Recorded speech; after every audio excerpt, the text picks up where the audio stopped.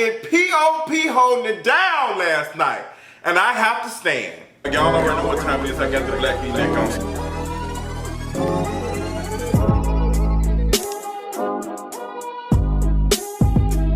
Girl, I just finished watching Basketball Wives, and I ain't doing no review on it right now. I'm gonna save that for later, but I wanted to come and give y'all my thoughts on OG clapping back on Evelyn Lizard Lozada. Cause girl, you a snake, girl, you a snake. Your ass ain't black, sis. Your ass is not black at all, so cut that shit. Let's talk about it. Girl, let's get into it. So all this stuff went down last episode. Y'all know that OG did what she had to do to protect her friend Cece. And girl, they had left and everything.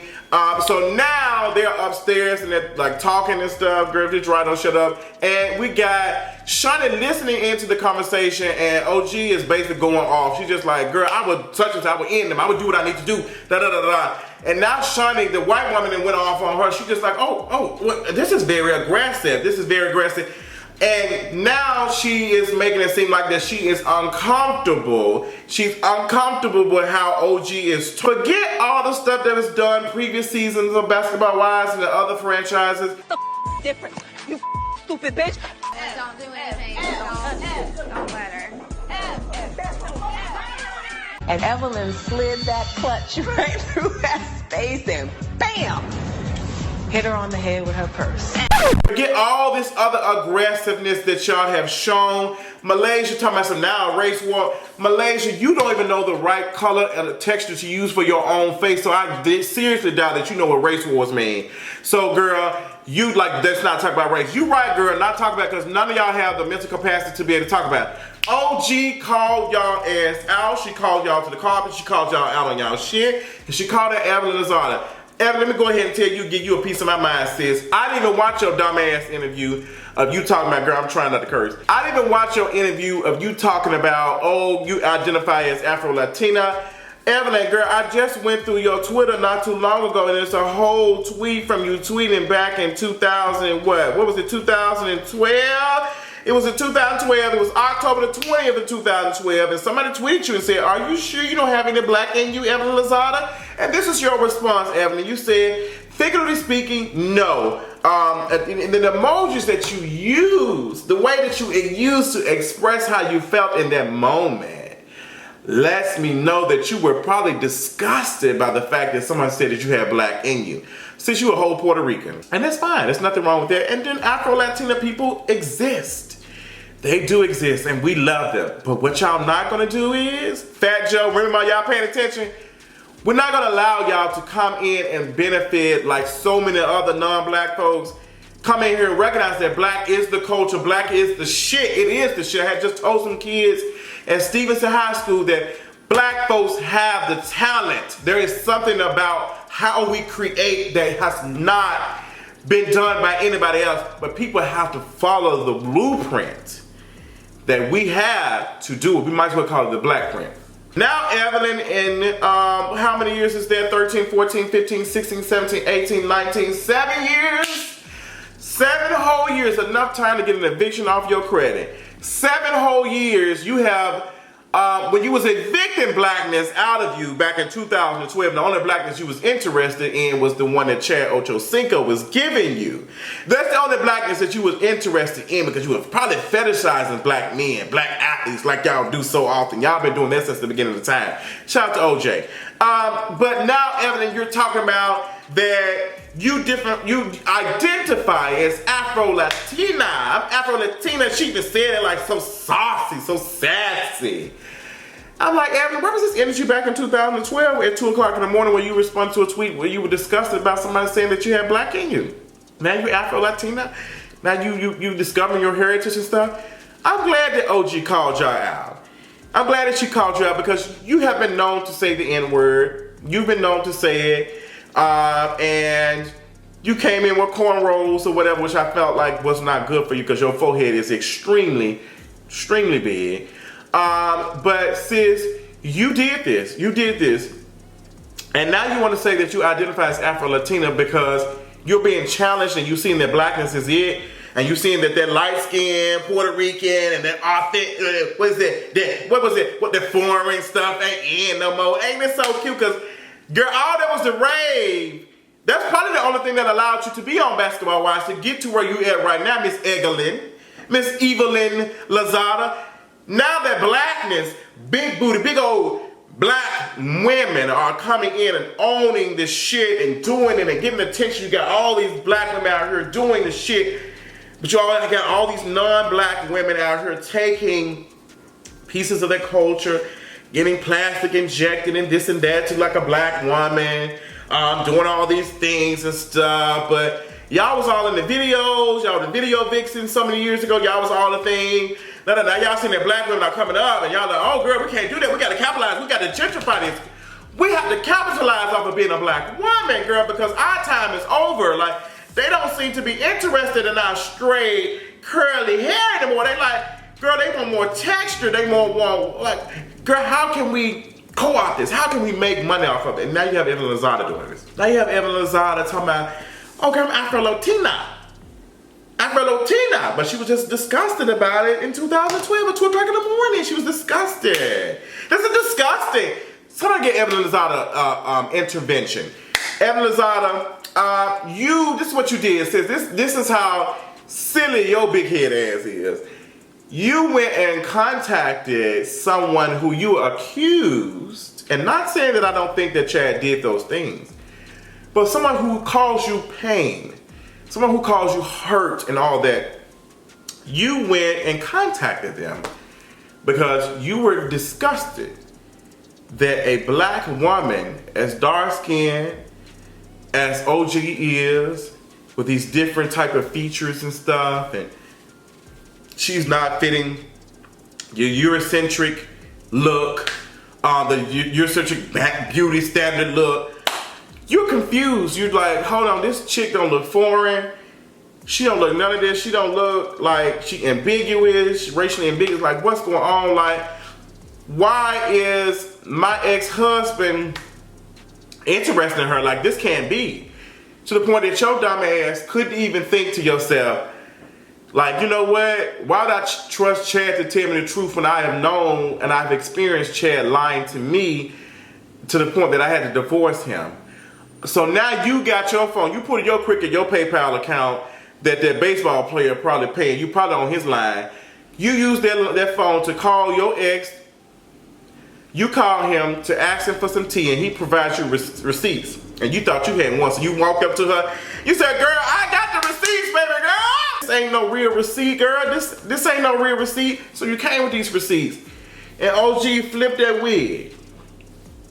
OG flipped that wig. She said, okay, girl, I got the text messages. She pulled that phone out.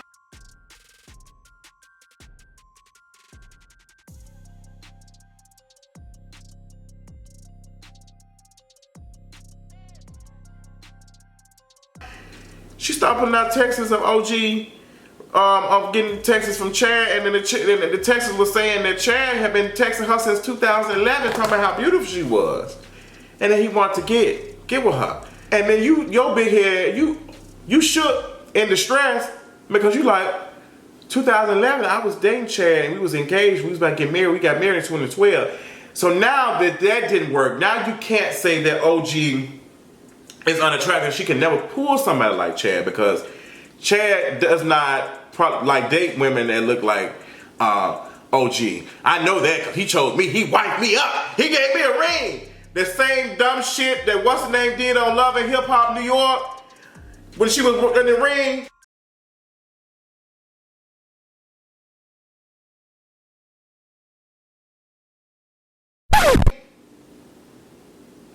Yeah, men sometimes give you that because they like, shit, fuck it. I mean, they didn't wait so long. Let me go ahead. I'm still gonna do what I want to do.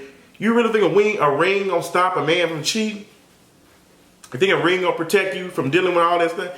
It didn't protect your ass. So now you think that Chad is gonna give you the true tea, and he said, oh girl, she had been trying to talk to me. Then she comes up with the receipts, and the receipts proving that she'd been talking to him and been interested. He did find OG attractive. So now that has you so much in distress that you try to come up with another attack on OG, and you looking like, huh? Now you looking like that, and now you gonna come into misogyny. Now you gonna say, well, you know what?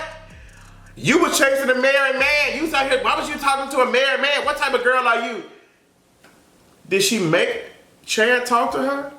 Did she make Chad talk? Or was it a situation where it was a consensual conversation where Chad was texting her and she was texting Chad? And Chad, even the receipts that he brought you, he had deleted his text message. He deleted his messages through Instagram. So it made it seem as though OG was the only one chasing after.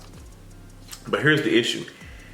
Y'all seem to think that a person like Chad is not going to find OG attractive. So OG had to be thirsting after this man, because ain't nobody finding her attractive when he was finding her attractive.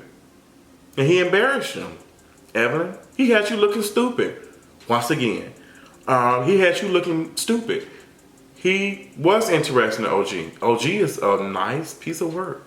And I hope and pray one day I get a chance to meet this beautiful black woman and hug her. The Nigerian knockout, we live. But you couldn't understand that. Your anti-blackness jump out while at the same time trying to claim the very blackness. And OG pulled you out. She said, girl, you out here doing all this stuff. You think you're black, but you're not. To the point that Kristen was doing this. Laughing, girl. I thought she was not in love for a second. Girl, she was laughing because the shit was true. You had been saying the N-word. And you had all these anti-black Malaysia, girl. I can drag your ass from here to Timbuktu, because that's the where you think you, or from here to Malaysia. LaQuisha! You talking about some don't start no race war. Then you got Kristen saying something. Then you got Shawnee talking about some, like none of this had anything. Why is she trying? Shawnee, you don't even understand your own blackness. So we don't trust your ass to be the person to be able to have a conversation. You think that you are one of the worst executive producers on this goddamn planet. You are one of the worst executive producers. You, like my friend said, Just Henry, you need to take notes from my girl Mariah Huck from Married to Medicine, because she knows how to be the executive producer and not use her executive producer credits to tell folks that they can't do this and that. And I'm hearing that there's a possibility that although Basketball Wives is going to be renewed for another season, OG won't be a part of it. I'm hearing that Shawnee has had something to do with her not coming back. And we heard that OG was filmed in a separate room because Shawnee felt like she was in danger. I am glad that OG did call y'all out and gather y'all. And it was amazing that the only person, dark-skinned woman, who loves being dark-skinned, Jackie Christie, had no comment, because she know that shit to be true. She know that Evelyn ass tries to be black, which is why she said Afro-Latina and don't even know the definition of it. She don't. She don't. Evelyn, your last name might as well be Dolezal, okay? That might as well be your last name, because, girl, you ain't fooling us. We see right through you. OG, shout out to you for gathering these girls and let these girls know what it is. I live for every moment of you gathering her, and the look on Evelyn's face when she got called out was priceless. Y'all did yourselves a favor by not filming with OG on that couch, because y'all know y'all have been looking crazy. And I bet you right now, the only part y'all gonna have is that's why you ain't sitting on this couch right now. That's why you ain't because y'all ain't got nothing else to attack OG with. OG came with the tea and she came with the facts, and even when she was in the confessional giving it, she gave it. Y'all ain't ready for nobody like OG. OG is the original. Ogum, I love you on this season. I hope beautiful things come for you, because you deserve all of that. Thank you for holding these colorist women accountable for their actions. And you are the only reason why I will watch the reunion. But sis, after this, I will not be watching Basketball Wives no more. They will not get another view from me. And I encourage a lot of black folks to do the same. We're going to see how this reunion goes. We're going to give them that. And I will review it, and I'm going to tell y'all how I feel. Check out my Basketball Wives review coming out later on today. Me and Bae will be doing that together. So we're going to talk about everything again, but I just wanted to make this point about that one incident. So let me know what you thought about the video, and I'll talk y'all later on tonight. Bye. You are a non-mother factor, bitch. Okay.